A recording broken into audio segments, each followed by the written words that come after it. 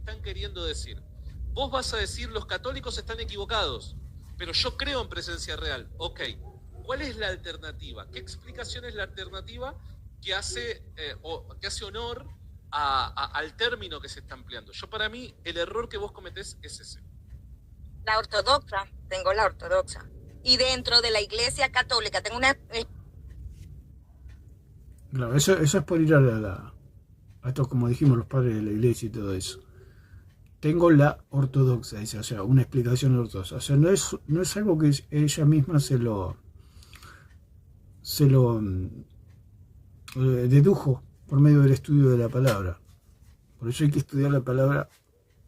Y por supuesto que hay comentarios y hay buenos maestros de la palabra de Dios. Los padres de la Iglesia no son maestros de la palabra de Dios, son todos filósofos. No hay garantía. ¿Por qué? Porque a los verdaderos verdaderos maestros de la palabra de Dios los mataron a todos, destruyeron sus escritos, o sea que todo lo que por algo quedó, porque eran herejías y blasfemias.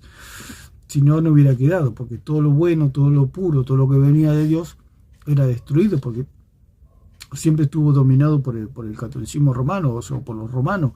Siempre estuvo dominado el mundo por el paganismo. Así que no hay garantía, de verdad. Por eso tenemos que ir a las escrituras, para poder obtener y beber de la verdad, que las fuentes son las escrituras. O sea, tener deducciones, eso lleva tiempo. También hay buenos maestros de la palabra de Dios que nos ayudan muchísimo, nos hacen adelantar muchísimo con respecto al estudio de las escrituras. Entonces, ahí sí hay un hueco en el cual el Señor Alarcón no va a perder la oportunidad, porque el Señor Alarcón está esperando cualquier huequito, cualquier hilito, cualquier velito que se pueda escapar por ahí, y ataca y no le va a perdonar, como la hermana le perdonó un montón de cosas al cura y lo podría haber destruido en 5 minutos, pero Alarcón no le iba a dejar pasar, no se la iba a perder. Por eso hay su sonrisa de satisfacción, porque está diciendo, si hay una presencia, si cree en una presencia real, pero ¿en qué sentido? Si no está la persona, ¿cómo hay una presencia real? Y lo dice porque lo dijeron otros, porque lo puede decir Lutero o algún padre de la Iglesia, decir, que llaman ellos, que son los padres de la mentira, que hay una presencia real, o una consustanciación, digamos, o sea, lo que decía Lutero, también lo dijo este hombre, una empanación, es algo completamente ridículo. O sea, estaba el pan, que era simbólico, pero también estaba la presencia de Cristo. Tenemos que decir que la presencia de Dios siempre está en la iglesia, no es necesario partir el pan para que esté la presencia de Dios en medio de la iglesia. Decir que lo hace un rito, lo hace un sacramento, lo hace algo ceremonial, y eso es lo que va desviando al cristiano de lo verdadero, digamos, que es simplemente un recordatorio, es muy solemne porque estamos recordando a Dios, pero no salva a nadie, digamos, en el sentido de que los símbolos no salvan a nadie, son simplemente símbolos. O sea que es como la fotografía no le puede hablar, no le puede contestar, no puede hacer nada a la fotografía. Está limpiando la casa y le habla a la fotografía, me ayuda a limpiar la casa, no le va a ayudar porque es una fotografía, no puede hacer nada. Los símbolos también, el vino, el pan, no pueden hacer nada por usted, simplemente es un recordatorio, un memorial. Explicación ortodoxa que dice no voy más allá, es un misterio. Claro, ella dice que tiene una explicación ortodoxa que le dice no vayas más allá, y se queda con eso. O sea, fue engañada en el sentido de que, ¿cómo que no vayas más allá? Sí, tenés que ir más allá, precisamente eso es conocer más a Cristo, ir más allá, ir a las Escrituras. ¿Cómo voy más allá? No voy por medio de falsos maestros más allá. Un falso maestro te va a decir, no vayas más allá. Un idólatra, como dijo el cura, como dice el señor Alarcón, o los católicos, no vayas más allá. Eso es un misterio. Precisamente. Allí, por eso el Señor Jesús dio gracia y dijo, porque te plació darle a entender estos misterios a los niños, a los pequeños, avergonzando a los sabios y entendidos. Sí que tenemos que ir más allá. No tenemos que atenernos a estos mentirosos de padres de la iglesia que dicen, porque esos padres de la iglesia eran tan idólatras como esta gente. Claro, ¿cómo vas a ir más allá? Si vas más allá vas a descubrir que eso es un mero símbolo, nada más. Sí, pero el La padre pregunta, te acaba de la decir pregunta, que los perdón, ortodoxos y católicos creen lo mismo. No, Sí, padre, disculpe. los ortodoxos y los católicos tenemos la misma fe. O sea, creemos en la presencia real y para nosotros la presencia... Claro, el error que cometió es que se apoyó en los ortodoxos. Si se apoya en una explicación de los ortodoxos, ¿qué puede esperar? Que el católico se sonría, por eso respira, decía Alarcón, porque estaba que no podía ni respirar. Cuando sacó la explicación ortodoxa, Alarcón volvió a la vida. Porque se apoya en falsos maestros. Aquí la hermana se apoya en un falso maestro, que son los ortodoxos. Un comentario falso. Entonces, claro, y esa es la estrategia del diablo, que se apoyen en toda esta gente, toda esta caterva de falsos maestros. ¿Para qué? Para que el católico respire. Digo, no, estamos en la misma, estamos todos en la misma pelota. Entonces, bueno, si uno reconoce, ahí le volvió el color a la cara. presencia real. Por ejemplo, el término griego que utilizó Cristo para hablar de comer mi cuerpo es estio, que literalmente significa masticar. O sea, este hombre cree realmente que lo mastica a Cristo, que lo está mordiendo a Cristo. Es tremendo, ¿no? Tremendo, tremendo. Imagínense, si mordemos a Dios, volamos a millones en pedazos. Justamente de ahí, por eso los discípulos lo entendieron literalmente. Dijeron, ¿cómo? Los discípulos, sí, claro, pero los discípulos eran los que no creían. Dice que muchos discípulos lo abandonaron al Señor, pero quedaron los que creían. Y los que creían decían, nosotros hemos creído y hemos conocido que tú eres el Cristo, el Hijo del Dios viviente. Tus palabras son vida y son. Lo dice el Señor, lo vamos a leer más. En 6. Ahí el Señor está hablando en Juan 6. Está hablando de creer en Él, no está hablando de ninguna hostia. Ellos lo conectan, o sea, pegan todo con saliva y dice, acá está la hostia. 6, vamos a leer. Dice, el espíritu es el que da vida, la carne para nada aprovecha. Las palabras que yo os he hablado son espíritu y son vida. Son espíritu y son vida. Eso es lo que se come, las palabras de Cristo, o sea, creer en Él, eso es lo que se come. Por eso dice, el espíritu es el que da vida, la carne para nada aprovecha. Claro, estaba diciendo que algo material no te puede dar vida, no te puede dar salvación un pedazo de pan. Lo está diciendo el mismo Cristo. El espíritu es el que da vida. Y dice, mis palabras son vida y son espíritu. ¿Qué quiere decir? Que nosotros lo que tenemos que comer no es algo material, sino es algo espiritual. O sea, creer en Él. El espíritu es el que da vida. La carne para nada aprovecha. ¿Qué quiere decir? Que la hostia no es algo simbólico. Que el pan es algo simbólico. Eso lo dice el mismo Cristo. La carne para nada aprovecha. ¿Qué quiere decir? Que lo material no puede dar salvación. Lo que da salvación es lo espiritual, comer lo espiritual. Pero ¿cómo hago para comer lo espiritual? Por medio de la fe. Cuando yo creo, como y obtengo salvación. Las palabras que yo os he hablado son espíritu y son vida. Pero hay algunos de vosotros que no creen.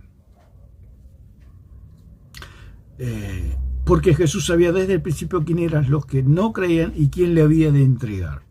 Y dijo, por eso os he dicho que ninguno puede venir a mí si no le fuere dado del Padre. Desde entonces muchos de sus discípulos volvieron atrás y ya no andaban con él.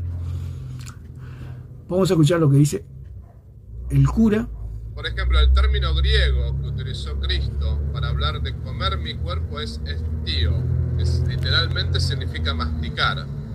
Justamente de ahí, por eso los discípulos lo entendieron literalmente. Dijeron, ¿cómo puede este hombre darnos a comer su carne? Hasta el punto tal que lo dejaron de seguir, ¿no? Entonces, el punto está que nosotros, tanto los ortodoxos como nosotros, tenemos la misma... Dice, los discípulos lo entendieron literalmente, pero si lo hubieran entendido literalmente, lo hubieran mordido a Cristo. ¿Cómo lo entendieron literalmente? Lo entendieron espiritualmente.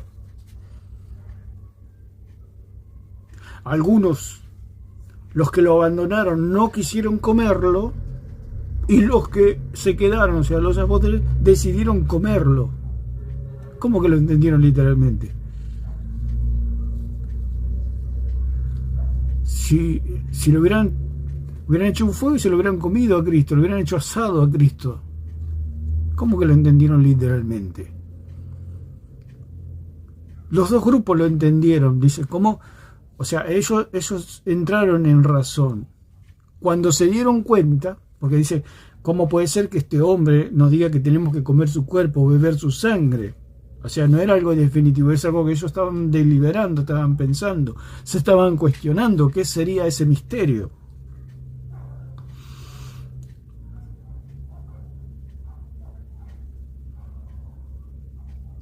Entonces llegaron a la conclusión que era creer en él. Por eso se retiraron.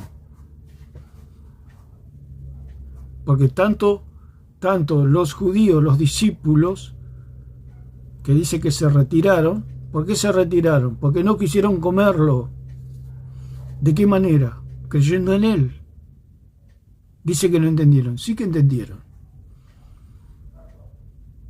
Porque si no, capaz que le iban a decir a los discípulos, pero no lo van a matar al hombre, no lo van a matar y se lo van a comer como caníbal. Eso está prohibido por la ley misma. Los mismos discípulos que se retiraron no le hubieran dejado que los apóstoles lo maten a Cristo y se lo coman, porque iba a ser un asesinato.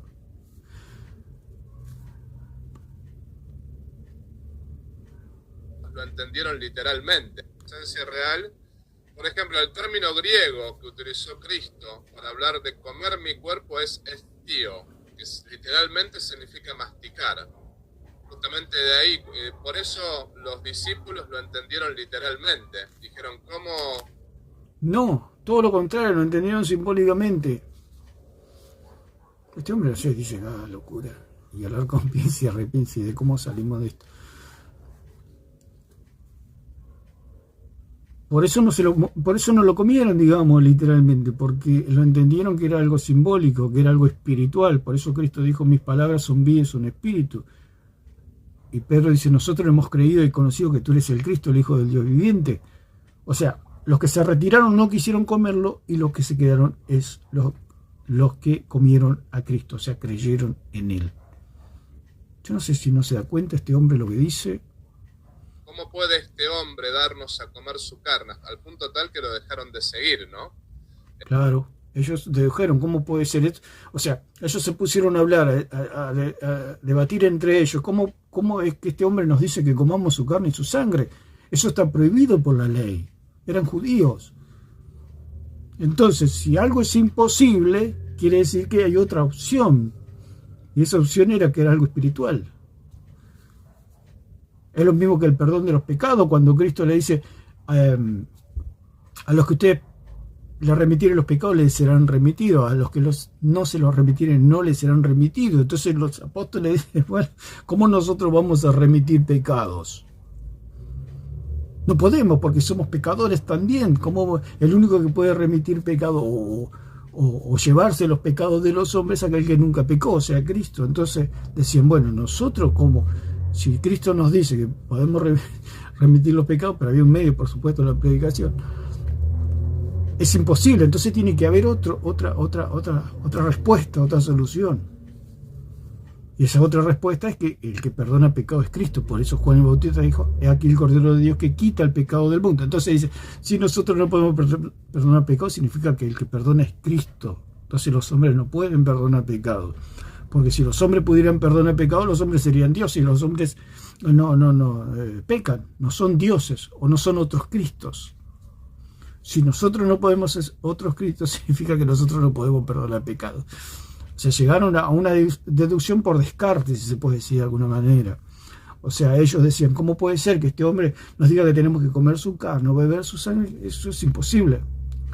Ni se puede hacer porque no somos caníbales ni vampiros. Y además la ley lo prohíbe. Entonces tiene que haber otro camino, tiene que haber otra respuesta de estas palabras. ¿Y a qué llegaron? Cuando se dieron cuenta, cuando se les cayó la ficha, que ese comer su carne o beber su sangre era creer en él, se fueron. Eso es todo.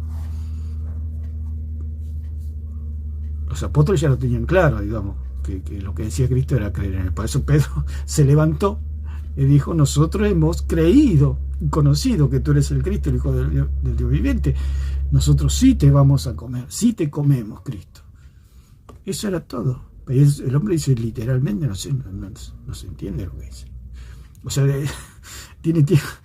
o sea, cuando es algo simbólico dice que es literal, cuando es algo literal dice que es simbólico. Dice todo al revés. O sea, la doctrina católica es todo al revés. O sea que el católico lee la Biblia haciéndola vertical, digo, al revés lee la Biblia. O da la vuelta a la Biblia y la empieza a leer. Y ahí eso dice que es la sana doctrina. Entonces, el punto está que nosotros, tanto los ortodoxos como nosotros, tenemos la misma. Aquí se rasca la cabeza, el Alarcón hace de todo. Porque es el redondo cuadrado. Dice, ¿cómo hacemos para explicar que algo es redondo cuando vemos que es cuadrado? ¿Cómo hacemos para...? O sea, se rompe la cabeza. Pero eso es su profesión, digamos. Confundir a la gente. En la Eucaristía, en cuanto que es el verdadero cuerpo, no es pan, sino que es el verdadero cuerpo. Dice, no es pan, es el verdadero cuerpo, perdón. Mira la cara del Alarcón, por eso. Si el hombre fuera honesto, si el hombre fuera... no lo tomaría como un negocio, no sería como esos enanitos que tienen que correr para que toda la gente se ría, porque si no corre, el enanito lo echan del circo. Piensa y repiensa. Por eso es un hombre consciente que sabe lo que está haciendo, que está engañando a la gente. Que le dice no es pan, dice el cura, es el cuerpo. No es una foto de la persona. Qué locura. Entonces hay que ver realmente qué significa presencia real para usted, como para entender la diferencia. No, yo creo que la presencia... Bueno, ahí como que cometí un error. Por seguir a Lutero, por seguir todo estos filósofos que lo único que hacían era mentir. Ahí, bueno, es como que ellos de ahí se agarran y bueno, por ahí le pudieron tirar un golpe, eso se puede decir, porque eso no es. Está cayendo como decimos, hay que estudiar la palabra por uno mismo. Hay buenos maestros de la palabra de Dios que nos van a ayudar muchísimo. Buenos maestros de la palabra de Dios. Pero tenemos que ir nosotros a las Escrituras y sacar nuestras deducciones. Porque eso es como un pulimiento. O sea, cuando usted agarra una doctrina, tiene aristas por todos lados. Entonces usted va girando, es como meterla en una máquina que va girando en una esmeril, y va puliendo todo hasta que queda lisa y queda como un espejo la doctrina, y queda como una perfección, como la doctrina ha madurado, ha llegado a una perfección, si se puede decir, y entiende perfectamente esa doctrina, pero eso lleva tiempo. Por eso hay que ir una y otra vez a las Escrituras y analizar los textos, leer, estudiar, memorizar, analizar los textos, para poder tener nuestras propias convicciones.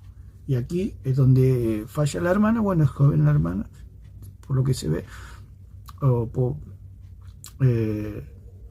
de que lleva tiempo eso, lleva tiempo. Y ante los sofistas, ante el menor, si usted toma algo que no lo tiene bien masticado y toma de otra persona, eso le va a traer problemas. Porque todo lo que nosotros enseñamos o decimos o queremos debatir algún tema, lo tenemos que tener claro. Y ser algo nuestro, digamos, una deducción que nosotros, debido a la meditación, rumiar la palabra, leerla y releerla y estudiarla y pedirle al Espíritu Santo que nos muestre, que nos revele, que nos traiga luz, entendimiento al corazón, a la mente, para poder discutir un tema, o tenerlo claro para nosotros, para enseñarlo o para ayudar a las personas a entender. Entonces, si ella se toma de una enseñanza de Lutero o de algún ortodoxo, va a resbalar, porque no salió de ella, salió de otra persona que está equivocada. Dice, por supuesto que tenemos que decir que la presencia de Dios está en toda la iglesia, no es que está en ese momento haciendo del pan y del vino como un sacramento que salva a personas. No, es un recordatorio, por supuesto que es sagrado, solemne, es un recordatorio. El cuerpo de Cristo, la sangre de Cristo, el sacrificio de Cristo, la obra de Cristo es lo que lo hace solemne y sagrado al momento. Pero el pan sigue siendo pan y el vino sigue siendo vino. Real, igual como dicen los ortodoxos, y dentro de la iglesia católica, dentro hay grupos que están dentro, pero que lo ven más o menos igual. Es el cuerpo real, es la sangre real, pero ¿cómo se hace eso? No, ahí no vamos a dar más porque es un misterio. Dice que la sangre real es el cuerpo real. Dice, ¿cómo se hace esto? Es un misterio. O sea, lo que cree el catolicismo es que el mismo... No vamos a ofrecer más nada. Que el mismo cura transforma o transustancia el pan en la carne de Cristo. ¿Por qué? Porque tiene superpoderes el cura. Porque Cristo, allí en la cena, los ordenó sacerdotes. Ya dijimos, eso no existe. Cristo nunca ordenó sacerdotes a los apóstoles. ¿Por qué? Porque había un orden sacerdotal ya establecido. Y el sacerdocio que continuaba a ese sacerdocio era un sacerdocio según el orden de Melquisedec, el cual el sumo sacerdote era santo, sin mancha, apartado de los pecadores y hecho más sublime que los cielos. ¿Qué hombre puede ocupar ese lugar? Nadie. Entonces, si había una sucesión sacerdotal, esa sucesión sacerdotal solamente la podía ocupar una sola persona, y era Cristo. Los apóstoles no, ni ningún hombre podía ocupar ese lugar. Cristo no podía violar el orden vigente, que era el orden según Aarón, o el orden arónico, levítico. No podía romper eso Cristo. Entonces, si ellos dicen que hay una ordenación sacerdotal, es falso, porque ni Cristo era sacerdote, y como pasó con Jeroboam, que nombró sacerdote por su cuenta, el cual Dios borró todo su linaje, porque Dios se enojó de tal manera con Jeroboam por nombrar sacerdotes, que borró todo su linaje de la tierra. A todos los descendientes de Jeroboam desaparecieron de esta tierra, borró su linaje, porque Dios se enojó muchísimo por nombrar sacerdotes. Te imaginas que si el Hijo de Dios, que viene a hacer la voluntad del Padre, que siempre hizo la voluntad del Padre y siempre hará la voluntad del Padre, viene a nombrar sacerdotes, es una completa locura. Si hubiera venido el universo abajo, Cristo hubiera quebrantado una ley, un orden. Si el pecado ya es una transgresión a la ley, te imaginas quebrantar un orden sacerdotal puesto por Dios mismo. Te imaginas lo que sería eso. Y ellos creen en ese Cristo. Por eso es un Cristo falso, un Cristo loco, un Cristo esquizofrénico. Te imaginas que Cristo le dice a los apóstoles, bueno, a partir de ahora van a ser sacerdotes, pero lo hubieran agarrado a Cristo y lo hubieran puesto con chaleco de fuerza y se lo llevan y lo tiran en un manicomio. ¿Cómo Cristo va a hacer eso si ya hay un orden sacerdotal? Lo hubieran tomado como loco a Cristo si hubieran hecho lo que dicen los católicos, que hay un orden sacerdotal. O sea, el sacerdote no existe. Lo que este hombre está disfrazado, no existe, eso no existe. Cristo nunca nombró sacerdote, ni él era sacerdote, ni Cristo iba a violar el orden sacerdotal arónico. Imposible. Ni Cristo convirtió el pan en carne, ni el vino en sangre, porque los apóstoles eran judíos y sabían que comer carne humana y beber sangre humana era contra la ley. Si Cristo le hubiera ofrecido carne humana y sangre humana, se hubiera terminado todo ahí. Los apóstoles se hubieran levantado, está bien, maestro, respetamos mucho, pero nosotros nos vamos. Usted no está bien de la cabeza. Y Cristo era el Hijo de Dios, es el Hijo de Dios. nunca pecó, porque si hubiera pecado no hubiera resucitado. Si Cristo hubiera nombrado sacerdotes, nunca hubiera resucitado porque hubiera violado una ley. Aparte, los discípulos mismos no se lo hubieran permitido. Estamos ante un loco, un demente, un esquizofrénico, un bipolar. ¿Quién es este hombre? Llévenselo. Y cada uno se hubiera ido para su casa. Por eso el catolicismo es falso. Por eso los católicos creen en algo que no existe. El catolicismo solamente existe en la imaginación del idólatra, del católico. Es como los niños que juegan a ser doctor, abogado, ingeniero. ¿Eso dónde vive? Vive en la imaginación de ellos, porque nosotros vemos simples niños. Y los católicos lo mismo. Ellos se ven como la iglesia de Cristo y no sé cuántas cosas. Y los sacerdotes, la iglesia y la hostia. Y nosotros vemos idólatras. Lo mismo que los niños se ven abogados, doctores, maestros, y nosotros vemos simples niños. Es algo que está fuera de la realidad, solamente vive en su mente. Entonces todo este círculo, perdón, es una fantochada. Pero como el señor Alarcón tiene que seguir bailando en el circo, tiene que seguir con todo seguir el hilo, digamos, seguir la corriente. Un misterio. Hasta donde tengo, y muchos padres de la iglesia histórica también llegaron a un punto de que, es más, por eso que hay variación entre también los padres de la iglesia. La otra vez tú tuviste un pequeño debate y varios de ustedes saben que dentro de la patrística se puede... Bueno, ahí lo vemos, señor, algo muy preocupado, el hombre se toma, sí, cuando uno se toma acá es porque está al borde de un peligro. Es algo instintivo, son cosas, un lenguaje corporal que se llama. Es como si se agarra el cuello porque me van a cortar la cabeza. Pero, por supuesto, que es de lo que él se dedica, a mentirle a la gente. Entonces tiene que, de alguna manera, porque lo que está diciendo la hermana es cierto. Lo que pasa es que al agarrarse de otras cosas, ahí es donde resbala, digamos. Dice que los padres o Lutero, no sé quién dijo, que los ortodoxos, que hasta acá llegamos, claro, porque si van un poquito más se dan cuenta que es falso todo. No investiguen más, porque se van a dar cuenta que todo esto es un circo. Encontrar este caso en muchas veces cuerpos reales, sangre real, pero ¿cómo ocurre? ¿Cómo le llama contra? O sea, ¿cuál es el concepto? ¿Cómo ocurre? Dicen ellos que el cura cuando lo consagra, porque no hay una consagración, hay una acción de gracia. Cristo nunca transformó el pan en carne, ni nunca convirtió el vino en sangre, nunca. ¿Por qué? Porque se puede comprobar, porque él dijo, no beberé más del fruto de la vida hasta que esté en el reino de mi Padre con ustedes. ¿Qué quiso decir Cristo? Que no lo convirtió en sangre porque era el fruto de la vid. O sea, era algo comprobable. O sea, que los discípulos dan testimonio de que no fue sangre, porque si hubiera sido sangre, no existiría el cristianismo, porque no habría apóstoles, todos se hubieran ido. Y se salvaría Cristo que no lo denuncien por loco.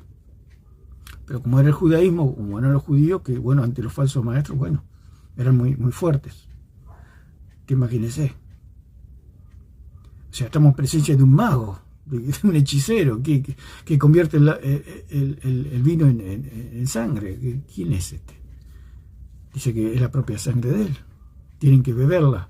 No es solamente eso, porque tienen que beberla.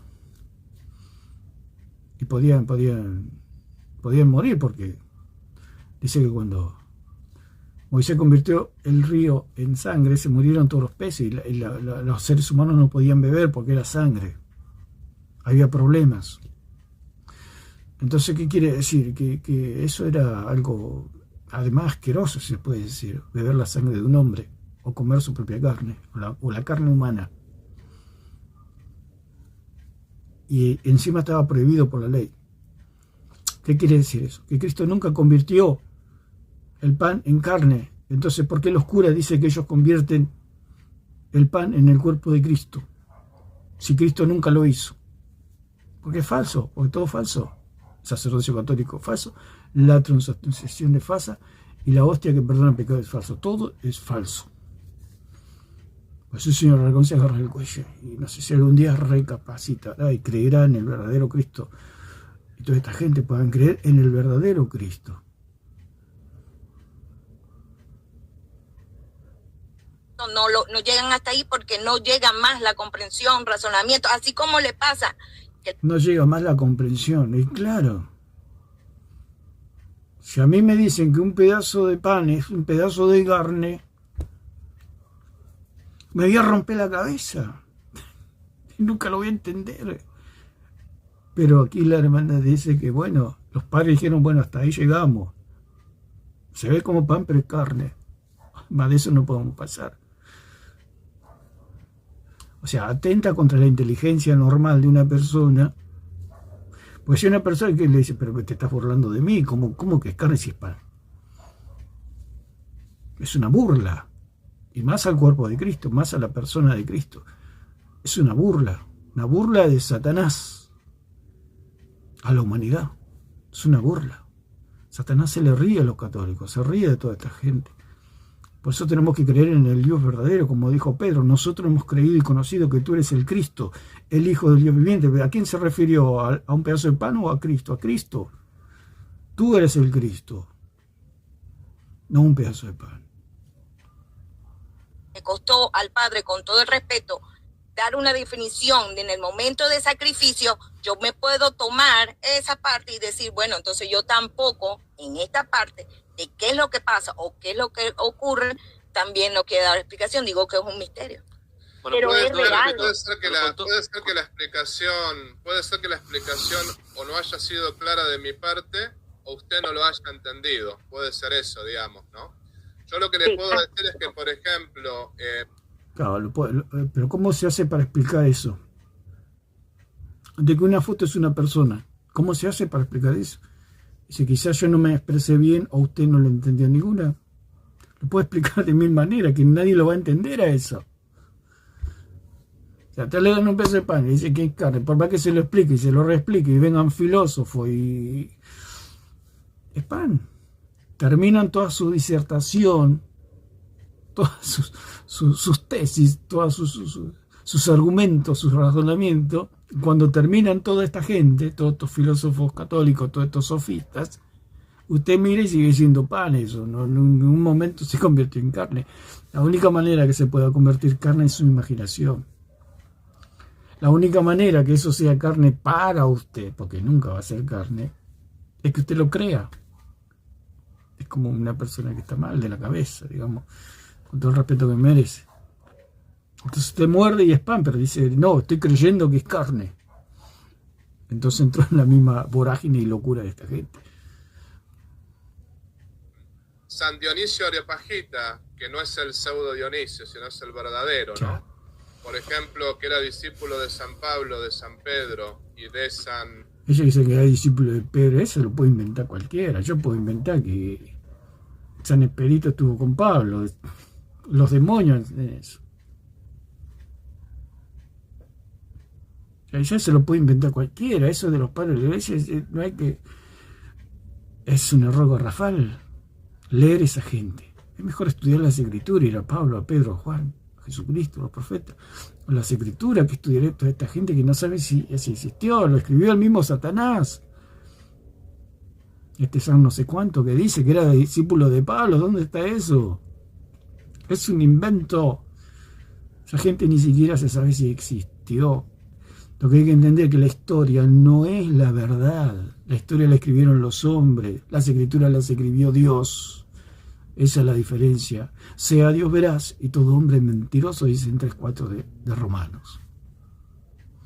Y el mismo San Juan da la misma explicación que da la Iglesia Católica al respecto. Lo mismo San Ignacio de Antioquía en su carta a los romanos. O sea, la explicación que da la Iglesia Católica es que la fotografía es una persona, es la persona. Esa es la explicación que da la Iglesia Católica, dice. Y hay que creer, porque lo dijo un san no sé quién, que no lo conoce nadie. Entonces hay que creer. Y estamos hablando de discípulos directos de los apóstoles. Y quiero decirle algo, en la Iglesia Católica no hay distintas doctrinas. Cuando habla de discípulos directos de los apóstoles, Jesucristo dijo, el que los oye a ustedes, a mí me oye. Le habló a los apóstoles, no a los discípulos de los apóstoles. Una cosa, por supuesto que los apóstoles tuvieron discípulos. Una cosa es el testigo y otra cosa es el hijo del testigo. O sea, una persona vio algo, esa persona vio algo. Ya está. Pero el hijo de esa persona no quiere decir que vio lo mismo que vio su padre. Por eso toda la doctrina está basada en los apóstoles y profetas, como dicen 2:20 de Efesios, en los que vieron. No en los obispos o en los discípulos de los apóstoles. Ellos simplemente tienen que replicar lo que aprendieron de los apóstoles. Y si una doctrina no concuerda lo que enseñó Pablo, Pedro, Juan, los apóstoles, Cristo, los profetas, significa que es falso. La Escritura no nos manda a ser uno en doctrina con los discípulos de los apóstoles. Nos manda a ser uno en doctrina con los apóstoles, con la doctrina de los apóstoles, no con sus discípulos. Los discípulos, como dijo Pablo, entre ustedes se levantarán lobos rapaces. Y lo que cita el hombre es un lobo rapaz, porque dice que la hostia es el cuerpo de Cristo, que es un lobo rapaz. Por más que sea discípulo de Pablo, de Pedro, de Juan, si dice que la hostia es el cuerpo de Cristo, es un lobo rapaz. Simple. Respecto, es imposible eso. Lo que hay es gente que por ahí no sigue la doctrina católica, pero la doctrina es muy clara. O sea, nosotros no tenemos división en los principios, hay división en la aplicación de los principios. Por ejemplo, hay gente que no sigue, ¿no? Pero, por ejemplo, si alguno no cree en la doctrina de la Eucaristía, tal cual lo estoy describiendo, bueno, puede cometer herejía, como dice el Concilio de Trento. O sea, no creer en el catolicismo es herejía. O sea, yo tengo que creer, para no ser un hereje, que un pedazo de pan es Dios o es Cristo. Eso es todo lo contrario. Eso es ser idólatra. Creer que un pedazo de pan es Cristo, eso es la herejía. Eso es la idolatría. Pero él dice que aquel que no cree que un pedazo de pan es Cristo es hereje. Es todo al revés. Entonces, no importa lo que piense un sacerdote particular o lo que piense un grupo particular, lo que importa es lo que la Iglesia enseña. Ahora, después Ahí está el error. Lo que importa es lo que la Iglesia enseña. No, lo que importa es lo que enseñan los apóstoles. Por eso Juan dijo, nosotros tenemos el testimonio. Nosotros tenemos la verdad. El que nos oye a nosotros es de Dios. El que no nos oye no es de Dios. La Iglesia tiene que aprender de los apóstoles. Y en la Iglesia se levantan lobos rapaces, falsos maestros, herejes y blasfemos. Dicen, nosotros tenemos que atener a lo que enseña la Iglesia. No, lo que enseñan los apóstoles, por eso tenemos que ir a las Escrituras. Por supuesto que hay pastores, evangelistas y maestros que enseñan la palabra, pero ellos se atienen solamente de las enseñanzas de los apóstoles. Y ellos nos explican, por los dones y las gracias que Dios les ha otorgado a ciertas personas para ser maestros, pastores y evangelistas, para que nos expliquen algunos textos difíciles de entender o algún pasaje difícil que estos maestros han recibido luz para que nos expliquen ciertas partes de la Biblia que no entendemos, del conocimiento del Hijo de Dios. Una persona no católica, obviamente el tema lo podemos conversar, porque acá estamos hablando de gente que tiene distinta fe. Pero entre los católicos uno podrá tratar de entenderlo un poquito más. Sí, lo que quiere decir es que para ser católico hay que ser idólatra. Si no sos idólatra no puedes ser católico. A Dios y el milagro, evidentemente la razón, por lo limitado que somos, no nos va a permitir, ¿no? Dar una explicación exhaustiva respecto a cómo es el proceder de Dios, ¿no? Claro, explicar que hay algo real cuando hay algo simbólico es muy difícil. En eso estamos de acuerdo. Como te tiene que romper la cabeza para explicar algo que no existe. que no se puede comprobar. Cuando Cristo transformó el agua en vino, allí en las bodas de Caná se podía comprobar, y ese es el punto, que no se puede comprobar. ¿Qué significa? Que es simbólico. Si eso no sabe a carne humana o a la carne de Cristo, ni a la sangre de Cristo, significa que es simbólico. Cuando Cristo convirtió el agua en vino, dice que bebieron y pudieron comprobar que el mejor vino había sido dejado para lo último. Entonces quiere decir que eso era algo real, ocurrió una verdadera transustanciación, o sea, un cambio de sustancia, del agua pasó al vino. Lo mismo con Dios, el único que puede hacer eso es Dios en su solemne voluntad. Transformó el barro en carne, Dios es el único que puede hacer eso. Si dicen que un sacerdote católico, los cuales no existen, pueden hacer eso, no se puede comprobar. Primero que son falsos, o sea, son falsos. Y segundo que el pan sigue siendo pan y el vino sigue siendo vino. Entonces, ¿qué significa? Que no hubo ninguna transustanciación. Por eso el sacerdocio es falso, la transustanciación es falsa y la hostia es falsa. Todo es falso. Por eso dijimos que es un circo que está armado para entretener a las personas y llevarlas al lago de fuego, no es otra cosa. Pero, y en ese sentido, el católico no tiene problema en admitir, che, pará, nosotros podemos razonar hasta acá, pero de acá en adelante ya tenemos que aceptar que es un misterio. Dice, podemos razonarlo hasta acá, pero ¿hasta acá dónde? Pero después tenemos, cuando nos dicen que el pan es carne, ya ahí no nos podemos meter. Ya hasta ahí no razonamos, simplemente tenemos que aceptarlo. Eso es una secta. Si usted tiene que aceptar por obligación algo porque otro lo cree, eso es una secta. Usted tiene que creer lo que, por sus propias deducciones, por su propio razonamiento, que eso es verdadero. Usted lo está creyendo. O sea, te tiene que haber una comprobación de que eso es verdadero. Ahora, yo veo de que algunos protestantes dicen, o como en este caso de Ineri, ¿no? Dice, bueno, pero es un misterio, está bien.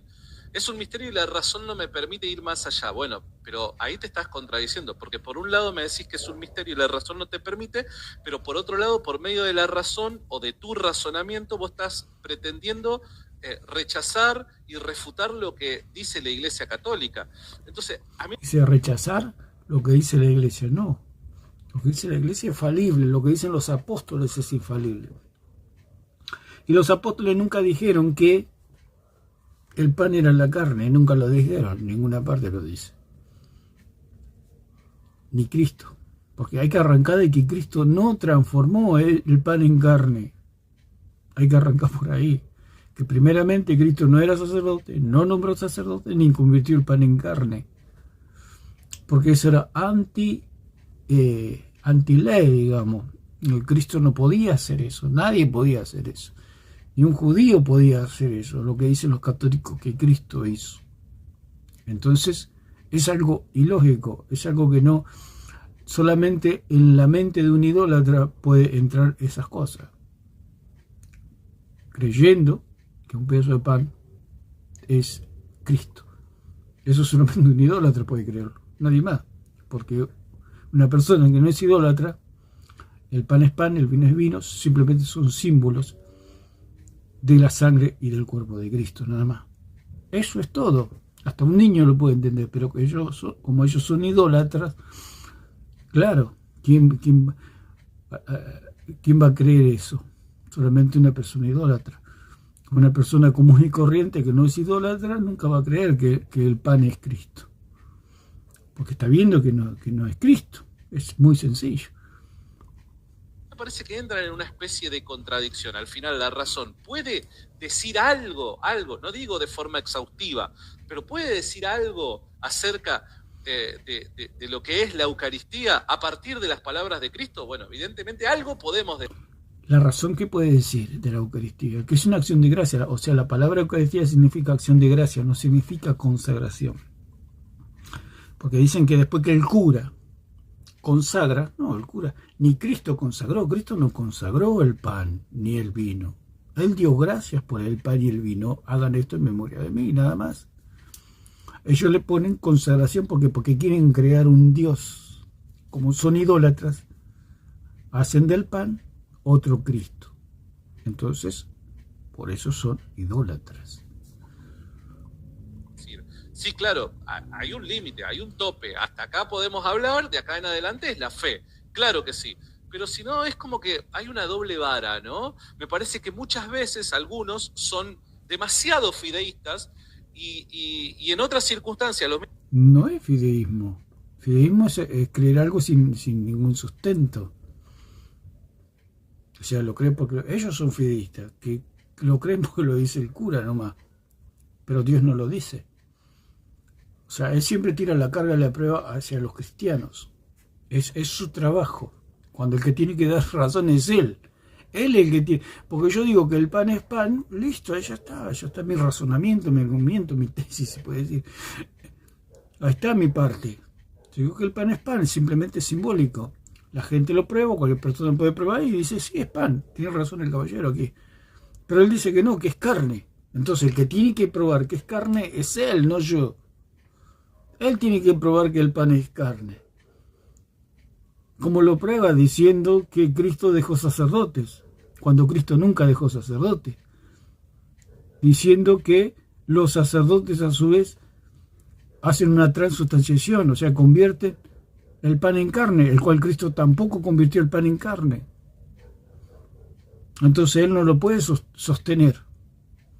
O sea que el que tiene que probar es él, porque yo no tengo nada que probar porque está todo en las Escrituras. Cristo no nombró sacerdote, ni Cristo convirtió el pan en carne. Entonces el pan es pan y el vino es vino. Cualquiera lo toma y dice es vino. Otro viene y prueba el pan y es pan. Ya probé lo mío. Yo digo que el pan es pan, lo prueban, es pan. El vino es vino, lo prueban, es vino, listo. Mi testimonio es verdadero. Que en determinados momentos son demasiado fideístas, se vuelven demasiado racionalistas, ¿no? No sé qué le parece a usted, padre, eso. Demasiado racionalista. No es demasiado racionalista. Si yo pruebo un pedazo de pan y digo que es pan, ¿qué es demasiado racionalista? ¿A dónde se excede la razón aquí? Es muy sencillo. Si a un niño usted le da y le dice ¿qué gusto tiene esto? Y le va a decir que tiene gusto a pan. Pero no tiene gusto a carne, no tiene gusto a pan. ¿Dónde está el exceso de racionalismo? Es muy simple.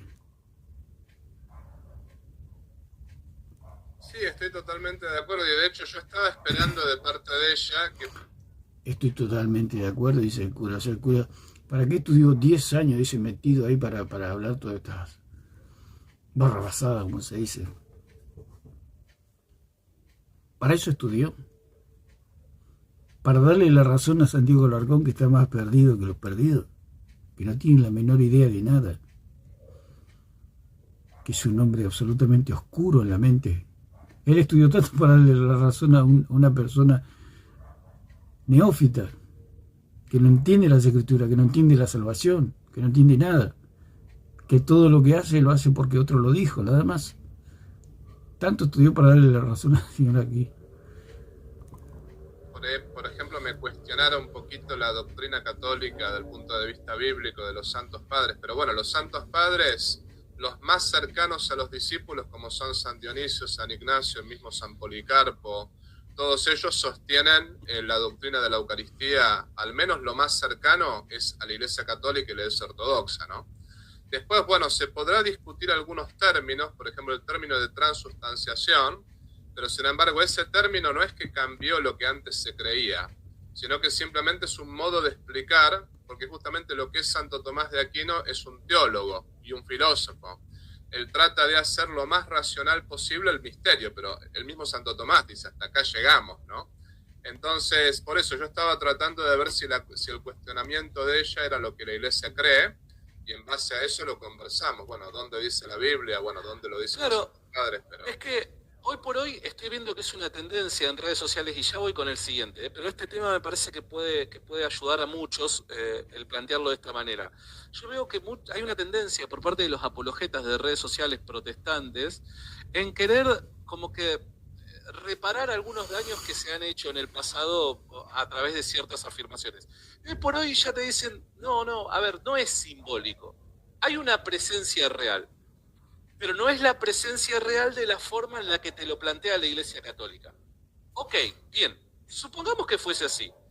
Hay presencia real, pero no hay presencia real como lo plantea la Iglesia Católica. Bueno, ahí hace un muñeco de trapo, eso no lo dicen las escrituras, eso lo puede inventar cualquiera, como inventar el cura Toro que habló con un pastor y el pastor se convirtió y se arrodilló y le pidió perdón al cura. Son todos muñecos de trapo que se inventan ellos. Puede ser que haya, como que le pasó a la hermana aquí, que creían una presencia real, lo cual lo tomó de los ortodoxos, o sea, es algo que no tiene ni pie ni cabeza. ¿Para qué toma de gente que no sabe, que es un falso maestro? Entonces ahí caen en eso, sí, puede ser, por apoyarse en doctrinas de hombres, de una presencia real. No. En el pan, no, el pan es pan. Lo que tenemos que tener es reverencia, es al sacrificio de Cristo que ocurrió hace 2000 años. Ahí tenemos que tener respeto y tener un buen testimonio para mostrar a los hombres que hemos creído y tenemos al Dios verdadero. Pero es por causa del testimonio que viene el juicio de Dios. Por los hombres, porque los hombres dicen, este vive como el demonio, y dice que es un hijo de Dios, después toma la Santa Cena, etc. Pero es por causa de eso que Dios envía su juicio, mostrando que el sacrificio de Cristo, discernir el cuerpo de Cristo, el sacrificio de Cristo, ver claramente que fue crucificado el Hijo de Dios y se debe todo el respeto, toda la adoración, toda la admiración, toda la alabanza al Señor. Y a causa de eso tenemos un buen testimonio porque le amamos, le adoramos y le tememos, en el sentido de temer a Dios, el respeto, la adoración, la veneración, la honra de vida a nuestro Dios. Por eso Dios envía su juicio, como pasó allí en Corintios. Unos están débiles, otros enfermos y otros duermen. Pero eso es meramente simbólico.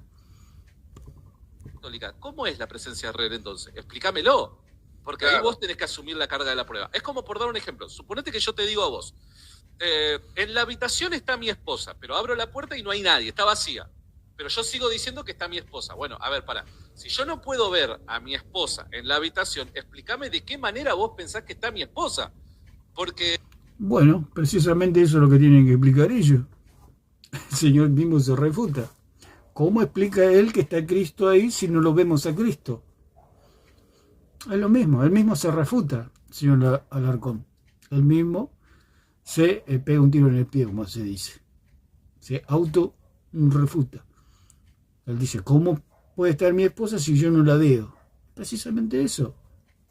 ¿Dónde vive la esposa de él que dice que está presente en su imaginación?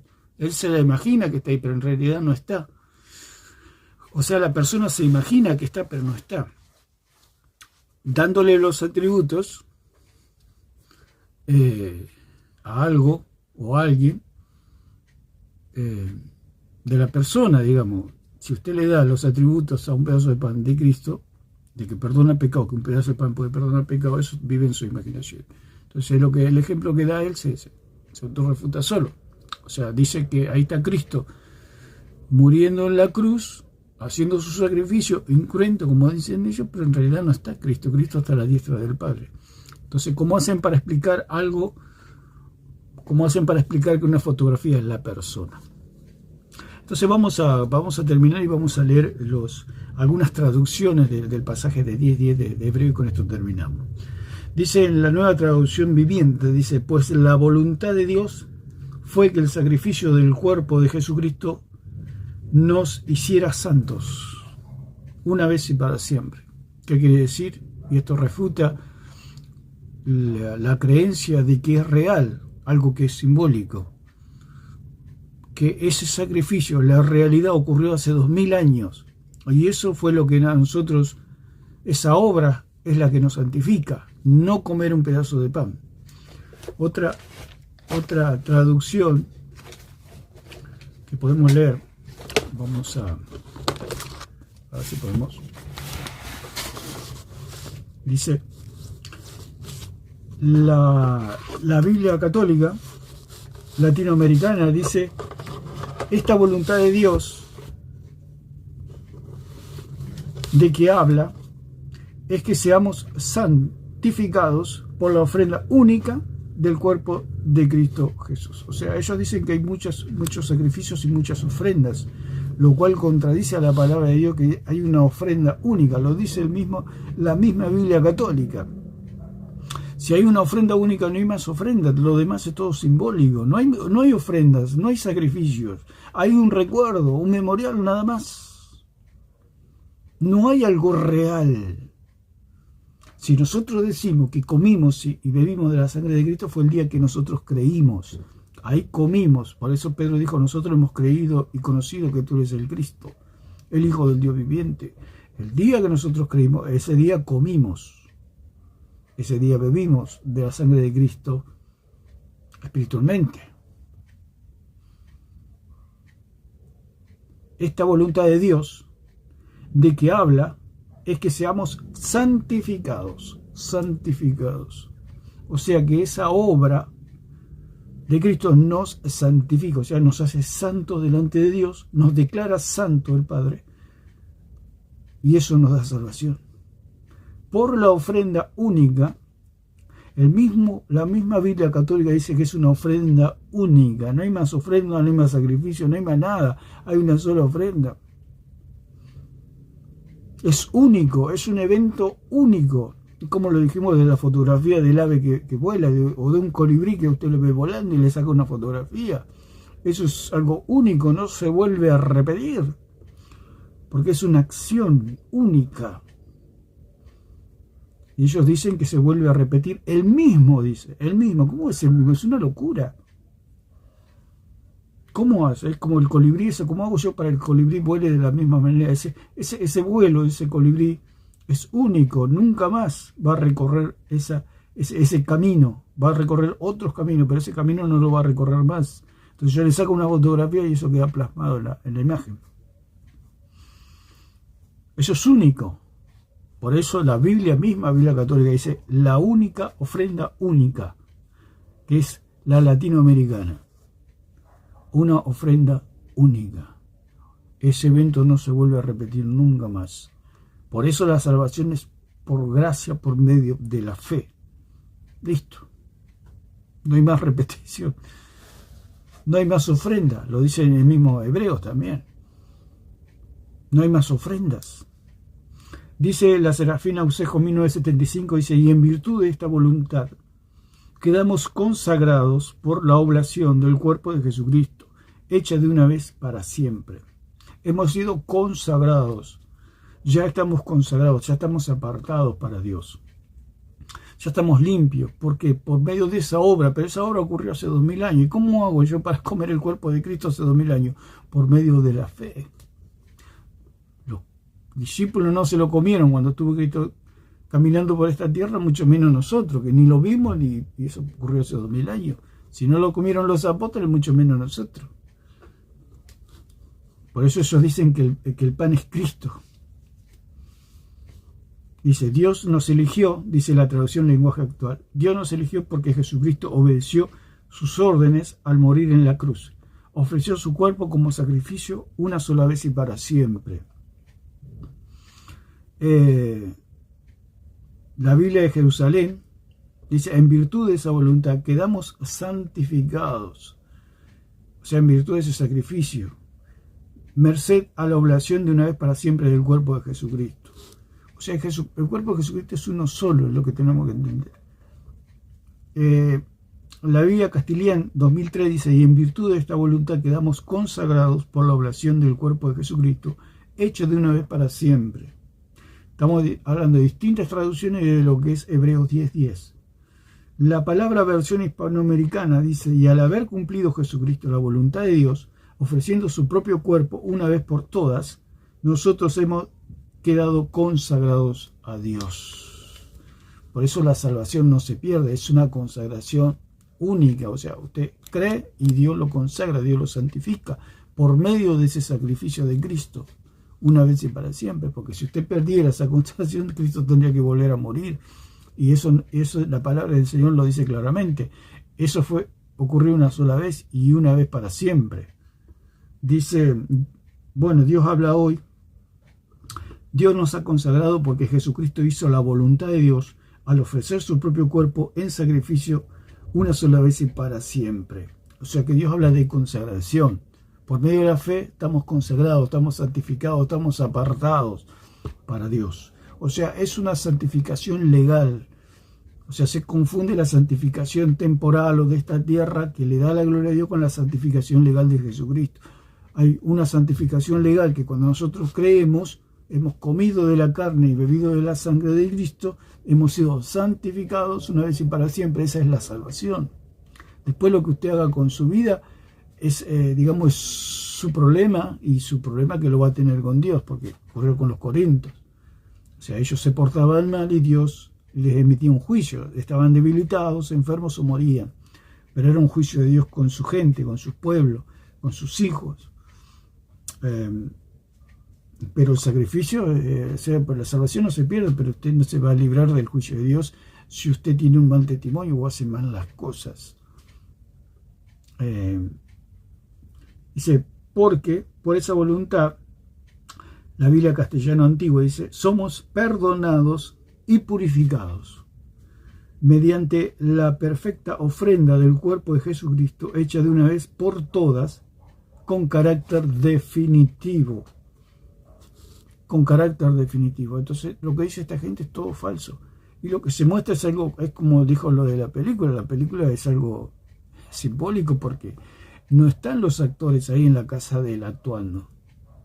Son por medio de imágenes de fotografía que van transcurriendo una tras la otra y van mostrando como una película. Por eso es simbólico. El hombre dice que eso es real. O sea, es la locura total. Dice, y Arcas Fernández, Nuevo Testamento, dice, porque Jesucristo se ha ajustado a la voluntad de Dios, ofreciendo su propio cuerpo una vez por todas, nosotros hemos quedado consagrados a Dios. Jesucristo se ajustó a la voluntad de Dios, hizo la voluntad de Dios, y mediante ese sacrificio perfecto, nosotros al creer quedamos santificados, quedamos consagrados a Dios, una vez y para siempre. Por eso no necesitamos la religión, porque ¿qué ofrece la religión? Salvación. Por medio de ritos, ceremonias, falsos dioses. Ellos ofrecen, que pueden ofrecer el purgatorio, te ofrecemos el purgatorio. Esos son vendedores de dioses, esta gente, vendedores de Dios, vendedores de mentiras. Te ofrecen una hostia que dice, bueno, si colaboras, si es parte de nuestra religión, te puedes obtener salvación comiendo esta hostia. Y dice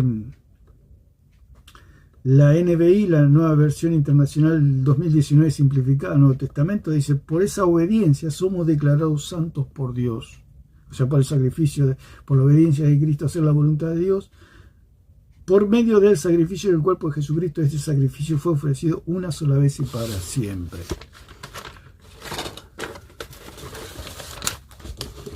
Y dice la Nueva Biblia Viva, y como Jesucristo hizo la voluntad de Dios al sacrificar su propio cuerpo una sola vez y para siempre, por eso nosotros somos santificados. Por eso la religión odia la verdadera cristiandad.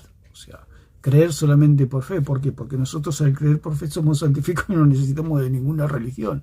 ¿Por qué? Porque ya fuimos santificados, ya fuimos salvados por medio de ese sacrificio, por medio de comer la carne de Cristo, por medio de beber su sangre espiritualmente, porque lo hemos hecho por fe, no literalmente, sino por fe hemos comido y bebido de la sangre de Cristo.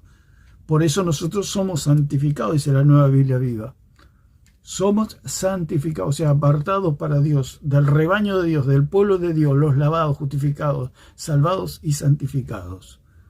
Como dicen 6:11 de Corintios. Somos el pueblo de Dios, la iglesia, el grupo, la congregación, el rebaño de los santificados. Por eso no necesitamos ninguna hostia ni ningún pan. Lo hacemos el pan en memoria de Cristo, el vino por memoria de Cristo, el bautismo en las aguas como una identificación con la muerte y resurrección de Cristo. Todo es simbólico, no hay una realidad. Eso no salva ni quita, simplemente identifica delante de los hombres y digamos, si se puede decir, materializa nuestra fe, o sea, muestra nuestra fe como una película, como una obra de teatro, nada más es simbólico. Si este hombre dice que la hostia o la misa es como una película, él mismo está diciendo que es simbólico, porque los actores no están en su casa. ¿Qué quiere decir? Que es simbólico, que es algo que es una imagen, nada más, no tiene ningún poder, pero él dice que tiene poder para perdonar pecados. Si la película fuera verdad, un actor de la película saca un revólver, un arma y tira un tiro y que le va a pegar un tiro a él. Es algo que no es algo simbólico, ¿no? Es algo que no es real, que es parte de una realidad o el reflejo de una realidad. Eso fue filmado, eso fue grabado, pero fue en un tiempo. Ahora eso fue plasmado en imágenes o sea, en una película.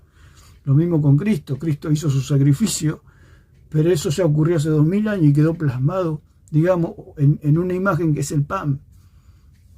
Pero el pan no es Cristo. El pan es un reflejo, o un símbolo, o una sombra, o una, que se puede decir que nos hace recordar a Cristo. Es lo de la imagen del ser querido, que tenemos la fotografía, pero no es el ser querido, es la imagen, y nosotros cuando lo miramos recordamos.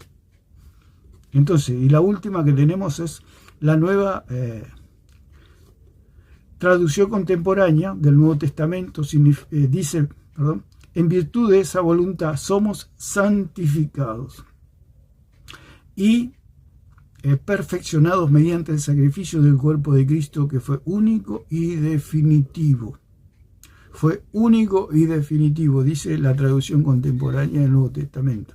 Son diferentes traducciones, pero que nos amplía un poquito de lo que quiere decir el texto. Fue único y definitivo, o sea, único. No hubo 2 o 3 más. Por eso el que se salva tiene salvación segura, porque eso es único. No hay 2, 3, 4 mil salvaciones. ¿Por qué? Porque eso es único, es una vez y para siempre. Cristo pagó la deuda. Cuando usted cree que Cristo paga la deuda, o ya pagó la deuda, solamente que usted toma de esa salvación. Y listo, ya está. Ahora, lo que usted haga de aquí en adelante depende de su agradecimiento a Dios, darle la gloria a Dios. Por eso, los que no le quieren dar la gloria a Dios, sufren el castigo, como le pasó a los corintios. Estaban debilitados, enfermos o murieron. Sufren el castigo, porque como dice en 12:6 al 8 de Hebreo, al que Dios toma por hijo, castiga y azota. O sea, de Dios nadie se burla. Bueno, vos me salvaste, vos me perdonaste todos los pecados. No, nosotros somos agradecidos. Por eso debemos conocer al verdadero Cristo. ¿Quién es nuestro Cristo? ¿Quién es nuestro Señor? ¿Quién es nuestro Salvador? Y cuando más lo conocemos, más nos enamoramos de Él, y más le damos gracia, y más le damos gloria, y más le damos alabanza, honra al Señor. Pero lo hacemos por agradecimiento. Y si nos portamos mal, Dios va a poner su mano, como sucede con un hijo que se porta mal. El niño se puede portar mal, pero nunca va a dejar de ser su hijo. Pero sí va a ser castigado si hace cosas incorrectas. Lo mismo sucede con los hijos de Dios. Entonces esa santificación es definitiva. Y la palabra que se usa para santificado es hagiazo, que significa hacer santo, purificar, consagrar, apartar para Dios. Del griego hagiazo, apartar para Dios. Que es todo lo contrario, como dice acá, poner aparte para Dios, hacer a una persona o cosa lo opuesto a koinos, que es común, o la otra palabra koinos, que es común. Nos hizo consagrados, Señor, nos hizo santos. Por eso no necesitamos ninguna hostia y podemos ver las cosas naturalmente como simbólicas, porque ya Cristo nos salvó. Lo vemos todo simbólico, o sea, no hay otros medios de salvación para el verdadero Hijo de Dios. Ya Cristo nos salvó una vez y para siempre y no necesitemos más nada. Por eso vemos a las hostias como un ídolo pagano. Y vemos al pan, como un símbolo que nos recuerda que Cristo es el pan de vida. Nada más. Eso es todo. Así que lo dejamos por acá. Que Dios le bendiga a todos.